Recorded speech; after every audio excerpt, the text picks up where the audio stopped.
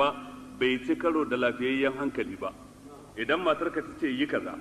saboda tsabagen soyayya sai ka yi, kuma wannan abu ya dace da abin da Allah yake so, ya dace da abin da manzon Allah sallallahu alaihi wa alihi wa sallama yake so, kuma ya dace da abin da yake lafiyayyen hankali zai iya tunani a kai, don masana ya kamata na zamaninka za su ga lalle hakan ya dace,